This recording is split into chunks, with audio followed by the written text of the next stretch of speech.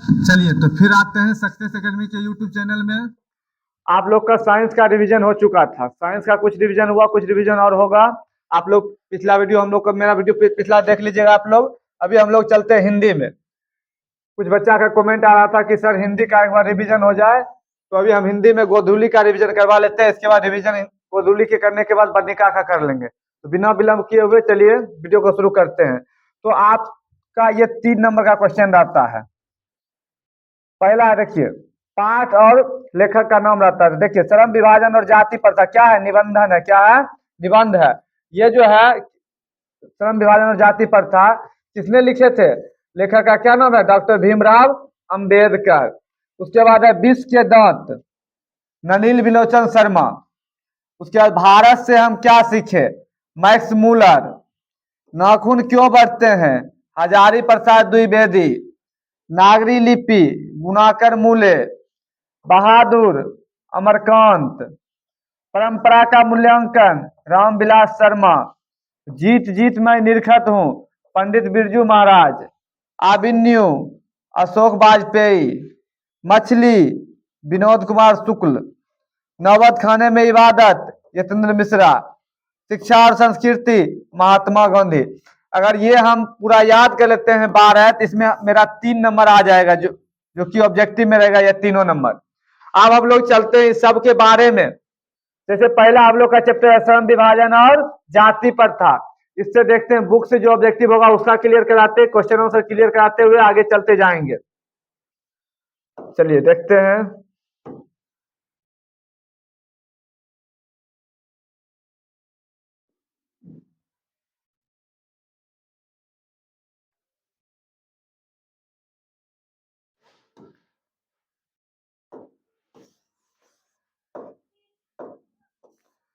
पहला चैप्टर हम लोग का है श्रम विभाजन और जाति प्रथा। लेखक का क्या नाम है?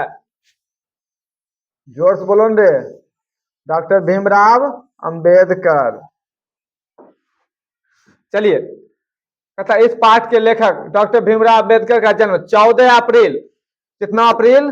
14 अप्रैल, 14 अप्रैल इस 14 अप्रैल 1891 ईस्वी में महू मध्य प्रदेश के एक दलित परिवार में हुआ था। इनका जन्म एक महू मध्य प्रदेश के एक दलित परिवार में हुआ था। उन्होंने उच्च शिक्षा अमेरिका और लंदन से प्राप्त की। श्रम विभाजन और जाति प्रथा पाठ भीमराव अंबेडकर के प्रसिद्ध भाषण एनिहिलेंस ऑफ कास्ट से लिया गया है। उसके बाद देखें, ये सब ऑब्जेक्टिव में सारा क्वेश्चन रहता है। एनिहिलेंस ऑफ कास्ट का हिंदी रूपांतरण ललाई सिंह यादव ने किया था। एलिहेंस ऑफ कास्ट का हिंदी रूपांतर ललाई सिंह यादव, किसने किया था? ललाई सिंह यादव ने किया था। बाबा साहब भीमराव अंबेडकर का निधन मतलब मृत्यु 1956 में दिल्ली में हुआ था। कब हुआ?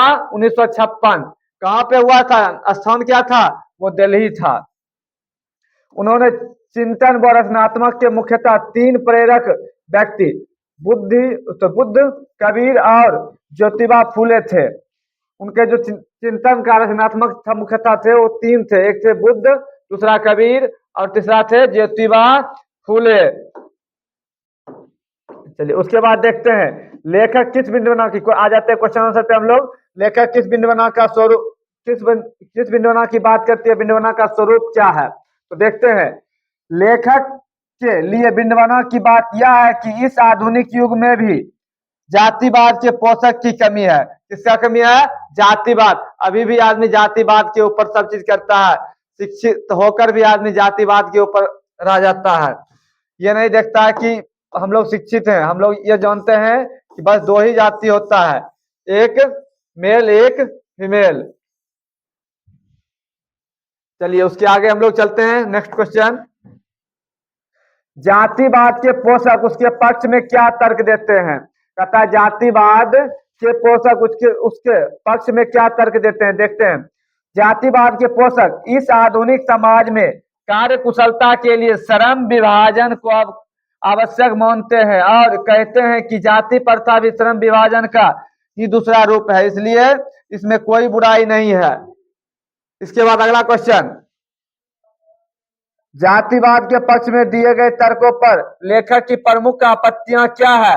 देखते हैं, जातिवाद के पक्ष में दिए गए तर्कों पर लेखक की पहली आपत्ति यह है कि जाति प्रथा श्रम विभाजन के साथ साथ लोगों का भी विभाजन करती है।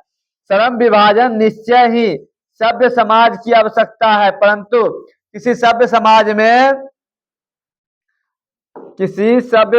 में आगे करते हैं।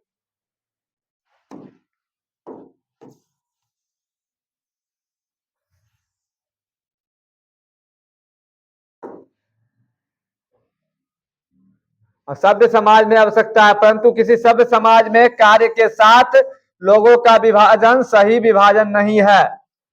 अगला क्वेश्चन है, जाति प्रथा भारतीय समाज में श्रम विभाजन का स्वाभाविक रूप क्यों नहीं कही जा सकती है? देखेंगे, भारत की जाति प्रथा की एक और विशेषता यह है कि यह श्रमिकों का अस्वाभाविक विभाजन नहीं करती है, बल्कि श्रमिकों को एक दूसरे से उच्च नीच को दर्शाता है, जो विश्व के किसी भी समाज में नहीं पाया जाता है। तो किसमें बोला जा रहा है कि श्रमिक मतलब मजदूर, श्रमिक मतलब मजदूर, तो मजदूर को उच्च नीच का भावना से देखा जा रहा है।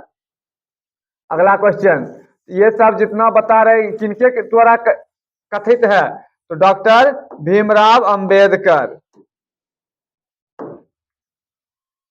चलिए आगे देखते हैं।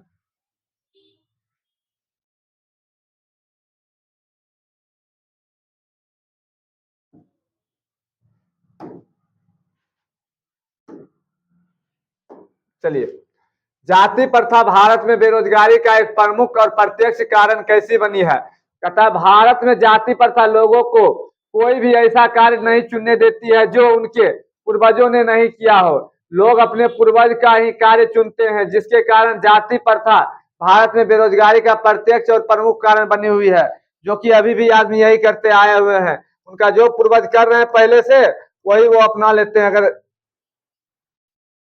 नौकरी नहीं होती है तब। अगला क्वेश्चन है, लेखक आज के उद्योग में गरीबी और उत्पीड़न से भी बड़ी समस्या किसे माना है और क्यों? तो देखेंगे इसका आंसर, लेखक गरीब और उत्पीड़न से भी बड़ी समस्या जाति प्रथा को मानते हैं, क्योंकि जाति प्रथा लोगों का उनके स्वभाव के अनुसार कार्य चुनने की अनुमति नहीं देती है। अगला क्वेश्चन कहता है, लेखक ने पाठ में किन किन प्रमुख पहलुओं से जाति प्रथा को एक हानिकारक प्रथा के रूप में दिखाया है? देखेंगे इसका आंसर, कहता है इस पाठ में लेखक ने कई पहलुओं से जाति प्रथा को एक हानिकारक प्रथा बताया है, जिससे आर्थिक और रचनात्मक पहलू सबसे प्रमुख आते हैं। उसके बाद है, सच्चे लोकतंत्र की स्थापना के लिए लेखक ने किन विशेषताओं को आवश्यक माना है? तो देखेंगे, लोकतंत्र की स्थापना के लिए लेखक ने लोगों के बीच दूध और पानी के जैसा मिश्रण भाईचारों को आवश्यक माना है। तो ये पहला चैप्टर का सारा क्वेश्चन आंसर हो गया। पहला चैप्टर था श्रम विभाजन और जाति प्रथा, जिनके लेखक थे डॉक्टर भीमराव अंबेडकर। इसमें सिर्फ जाति और प्रथा के बारे में समझाया गया कि अभी भी हम लोग के यहाँ क्या होता है, जाति प्रथा के लोग, आदमी शिक्षित होकर भी जाति प्रथा पे अत्यधिक भरोसा करते हैं। हम इस अभी कुछ देर पहले बोले कि मात्र दो जाति है, एक मेल एक फीमेल, लेकिन शिक्षित होके कुछ आदमी अभी भी हैं जो जाति के प्रति ही अपना पूरा रुझान रखते हैं। चलिए अगला चैप्टर है हम लोग का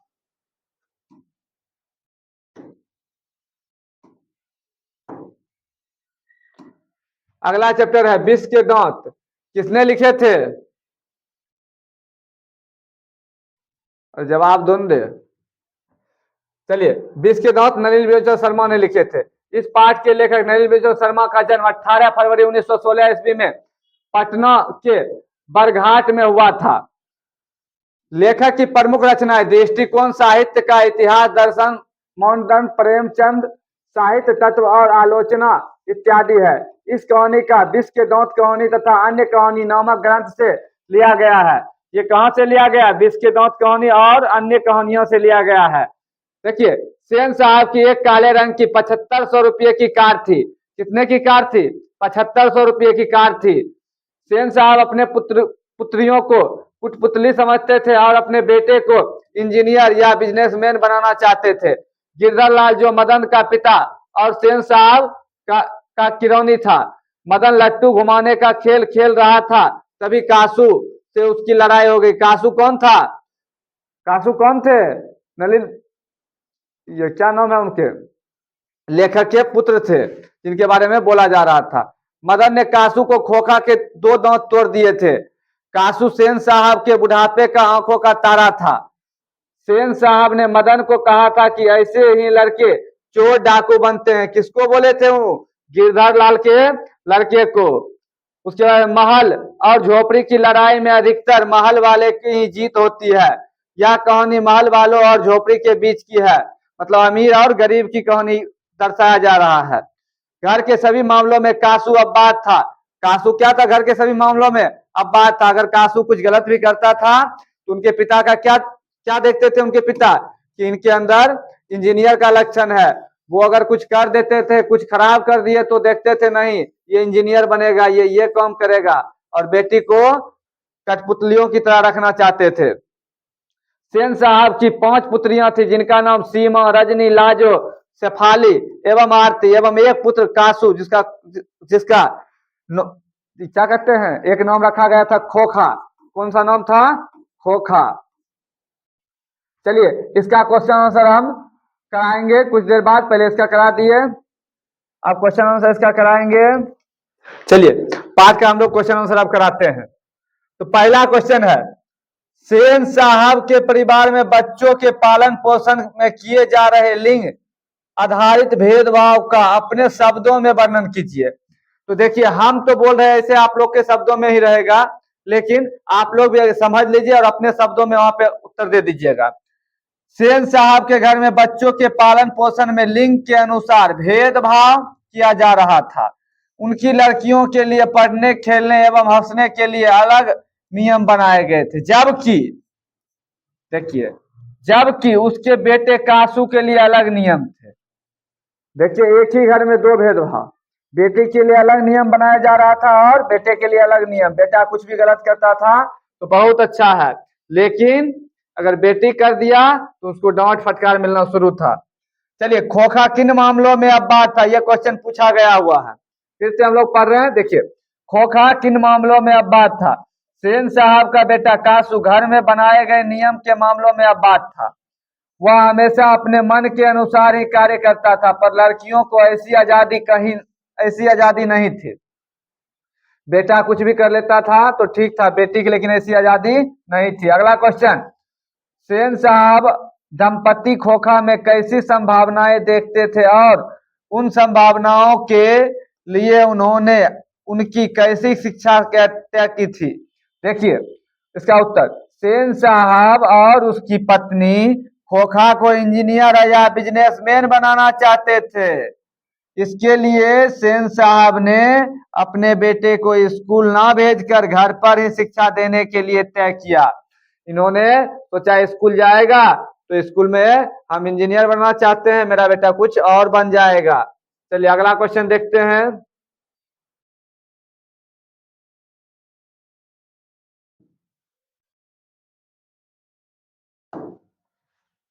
अगला क्वेश्चन है, मदन और ड्राइवर के बीच विवाद के द्वारा कहानीकार क्या बताना चाहता है? तो देखेंगे मदन आंसर, मदन और ड्राइवर के बीच विवाद के द्वारा कहानीकार यह बताना चाहता है कि महल वाले कभी यह नहीं चाहते कि झोपड़ी वाले के बच्चे कीमती सामानों के आसपास भटके। उनका यह कहना है कि गरीब का बच्चा सब दिन गरीब ही रहेगा, वो कुछ भी नहीं कर सकता। अगर वो अच्छा कपड़ा भी पहन लिया तो अमीर बच्चे को, अमीर खानदान को जलन होना शुरू हो जाता है, जो कि ये गलत नियत है। हम अभी बता रहे हैं जाति 2 ही प्रकार के होते, क्योंकि हम विभाजन जाति प्रथा पर, एक मेल एक फीमेल, अमीर गरीब कुछ नहीं है।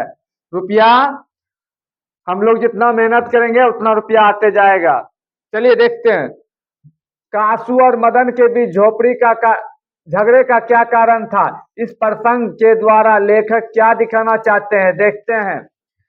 कासू और मदन के बीच झगड़े का कारण लट्टू घुमाने का खेल था। इस प्रयोग के द्वारा लेखक यह बताना चाहता है कि झोपड़ी वाले लोग भी अपने अपमान का बदला ले सकते हैं, जैसे कि मदन ने कासू के दांत तोड़ दिए।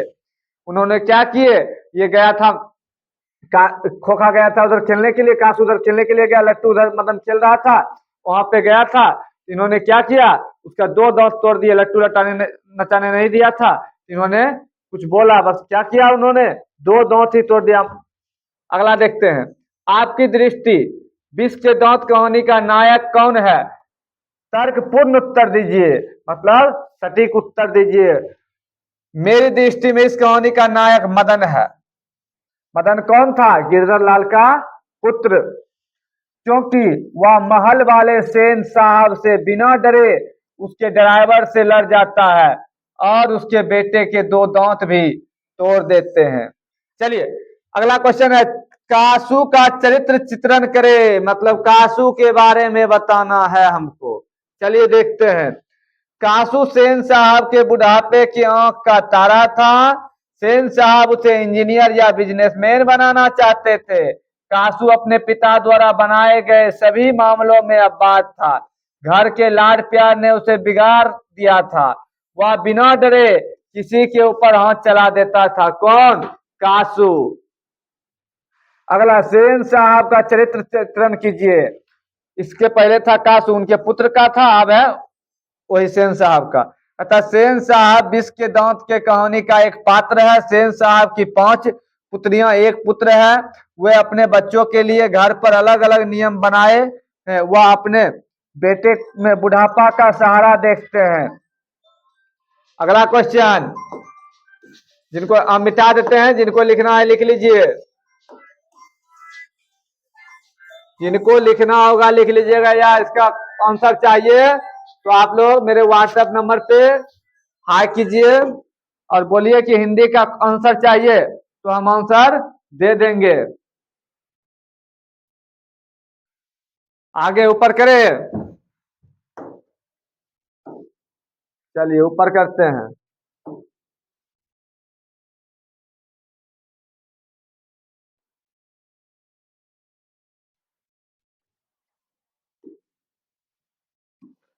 अगला है, मदन का चरित्र चित्रण करें। मदन विष के दांत कहानी का एक पात्र है, इस कहानी का नायक है। मदन बिना डरे सेन साहब के ड्राइवर का विरोध करता है, एवं जब कासू उसके साथ गली में खेलने जाता है तो मदन उससे लड़ाई कर उसके दो दांत तोड़ देते हैं। ये किसका था चरित्र चित्रण? मदन का था। उसके बाद है, गिरधर लाल का चरित्र चित्रण करें। ये मदन था, ये उनके पिता है। गिरधर लाल विष के दांत का कहानी का एक पात्र है। यह सेन साहब का किरौनी और मदन का पिता है। मदन के द्वारा सेन साहब के बेटे से लड़ाई करने का गिरधर लाल को काम से निकाल दिया जाता है। तो मदन जो गलती किया उसका सजा किनको मिला? उनके पिता को। चलिए अगला अगला चैप्टर पे हम लोग चलते हैं बिना देर किए।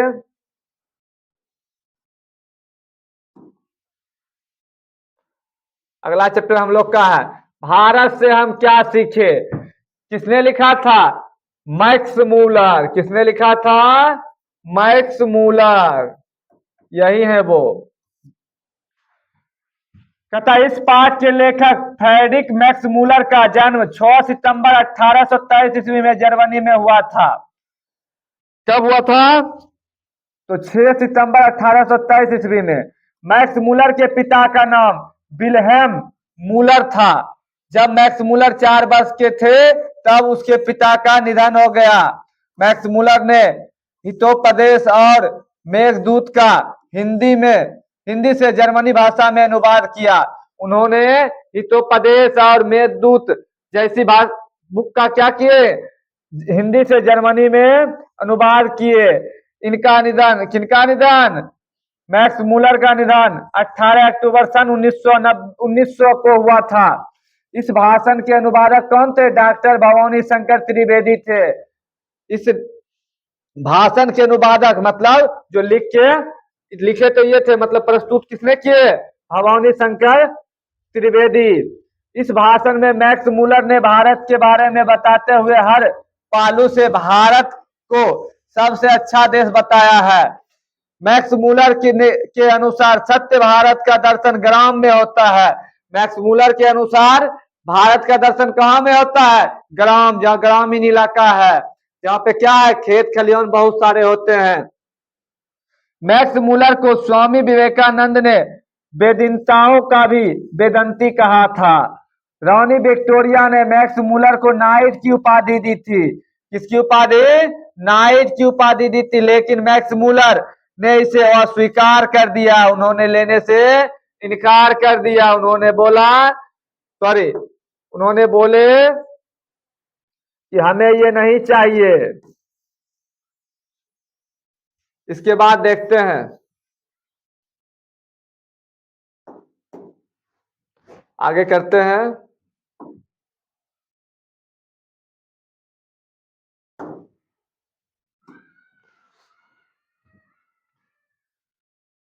मैक्स मूलर ने भारत को सर्वाधिक संपदा और सौंदर्य से परिपूर्ण देश कहा है। अब आते हैं हम लोग क्वेश्चन आंसर पे, जिस सबसे ऑब्जेक्टिव 1-2 नंबर का रहेगा। आते हैं क्वेश्चन आंसर, जो कि 2 नंबर में पूछा जाएगा। समस्त भूमंडल में सर्वविध संपदा और प्रकृति सौंदर्य से परिपूर्ण देश भारत है। लेखक ने ऐसा क्यों कहा? तो देखेंगे इसका आंसर। लेखक ने भारत को सर्वविध संपदा और प्राकृतिक सौंदर्य से परिपूर्ण देश कहा क्योंकि भारत में किसी भी संपदा की अन्य देशों की तुलना में कमी नहीं है और भारत का सौंदर्य भी काफी आकर्षक है। यहाँ की नदियां, पर्वत, हरे भरे खेत लोगों को अपनी ओर आकर्षित करता है। तो भारत में क्या है? यहाँ पे हरा भरा खेत, नदी, पर्वत, पहाड़ सब क्या है? लोगों को अपने ओर आकर्षित करता है। चलिए आगे देखते हैं। आगे है,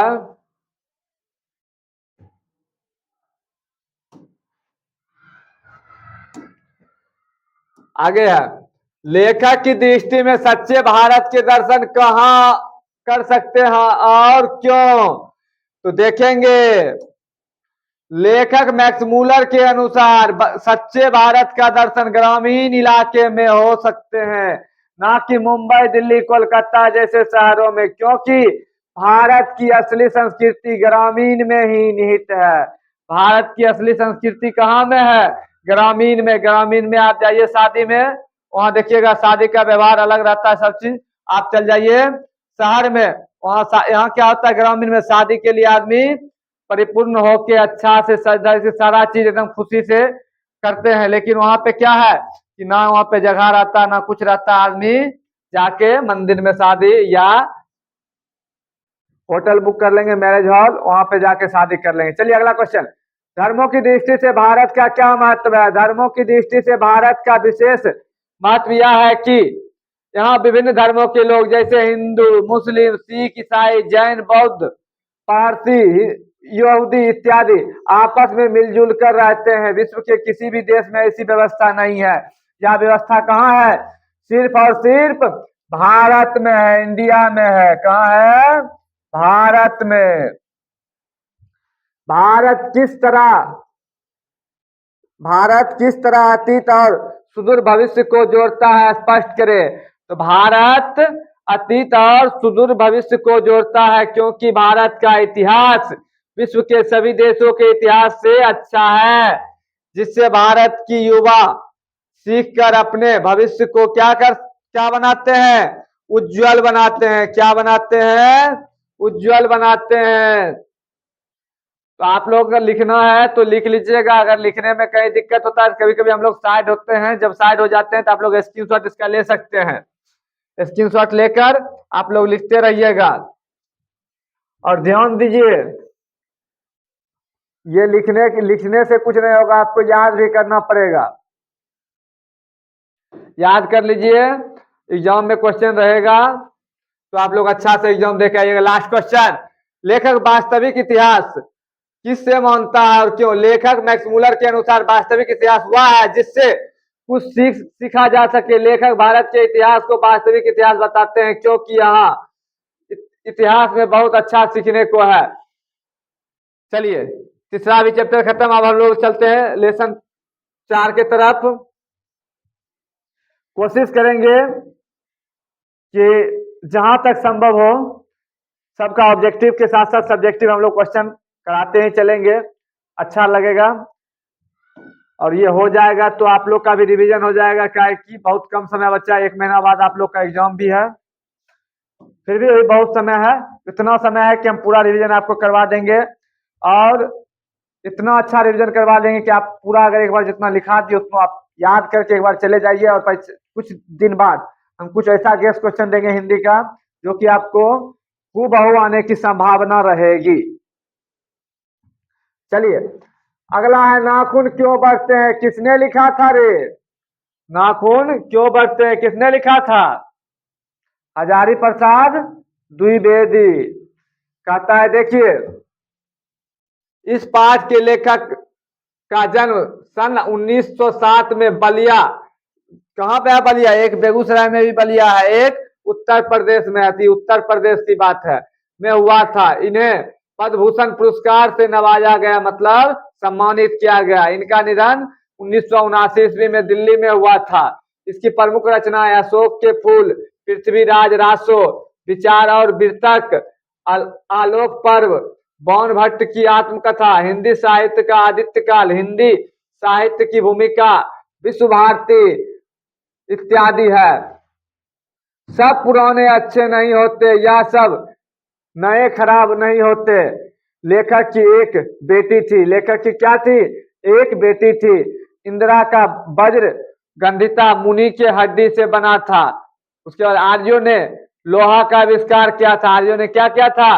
लोहा का आविष्कार किया था। चलिए देखते हैं, इसको एक बार आप लोग पढ़ लीजिएगा ऑब्जेक्टिव को। अब हम लोग आते हैं बुक के क्वेश्चन आंसर पे। कहता है नाखून क्यों बढ़ते हैं, यह प्रश्न लेखक के आगे कैसे उपस्थित हुआ? हम लोग देखते हैं कुछ दिन नाखून काट लेते हैं, फिर उसका नाखून नाखून बढ़ना शुरू हो जाता है। तो नाखून क्यों बढ़ते हैं वही बात यहाँ बताया जा रहा है, देखेंगे।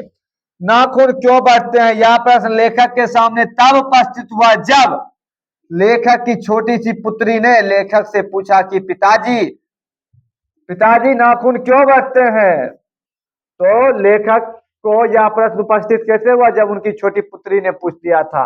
अगला क्वेश्चन, बढ़ते नाखून द्वारा प्राकृतिक मनुष्य को क्या याद दिलाना चाहती है? तो बढ़ते नाखून द्वारा प्रकृति मनुष्य को उसके पार्श्ववृत्ति की याद दिलाना चाहती है। चलिए आगे क्वेश्चन है, लेखक द्वारा नाखूनों को अस्त्र के रूप में देखना कहां तक संगत है? देखते हैं। लेखक द्वारा नाखूनों को अस्त्र के रूप में देखना काफी हद तक संगत है, क्योंकि अस्त्र से हम अपनी सुरक्षा करते हैं, क्योंकि लाखों वर्ष पहले हम आदि मानव थे और अपनी सुरक्षा के लिए नाखून का प्रयोग करते थे, इसलिए नाखून को अस्त्र के रूप में देखना काफी हद तक संगत है। तो पहले जिस समय हम लोग क्या थे, हमारे पूर्वजों से पूर्वज आदि मानव थे, उस समय नाखून काटने की व्यवस्था नहीं था, अस्त्र था। किसी से लड़ाई करना है तो नाखून से ही उसका वध कर लेते थे। तो आदि मानव अब दिन प्रतिदिन तो अब तो ये सब मिलना भी दुर्लभ होते जा रहे हैं। चलिए आगे देखते हैं बिना विलंब किए हुए।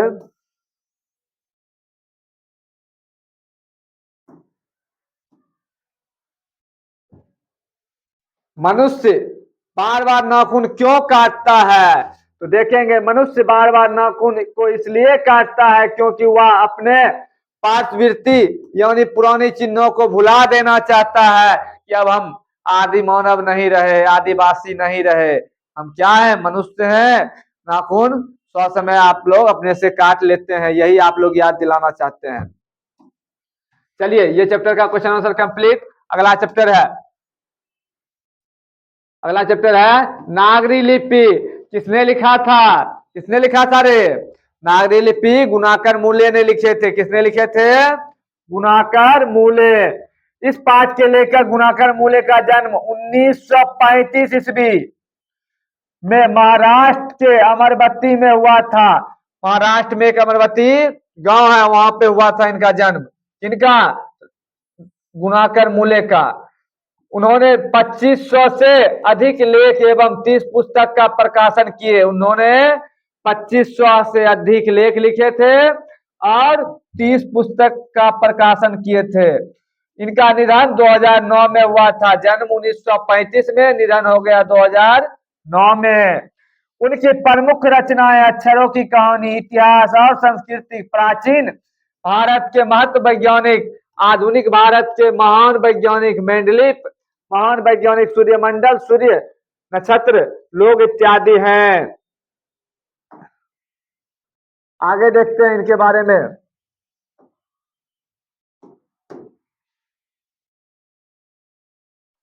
आगे है दक्षिण भारत।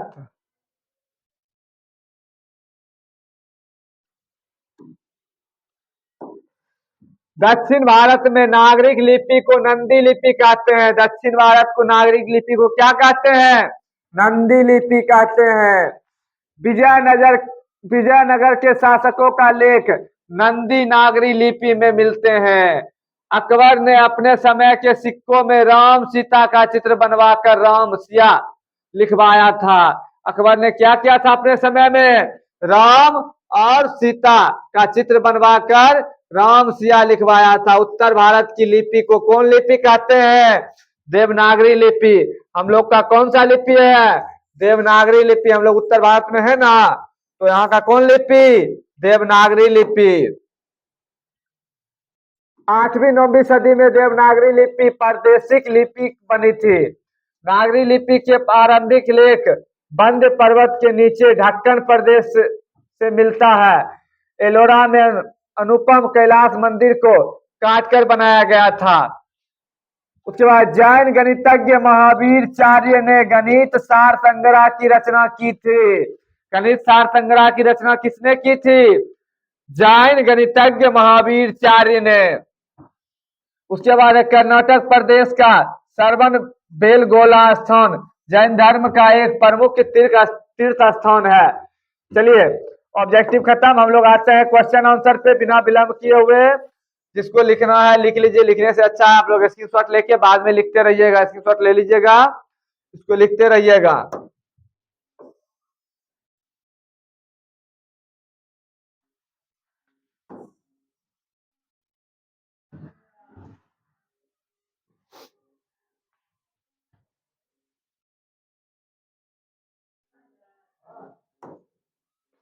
चलिए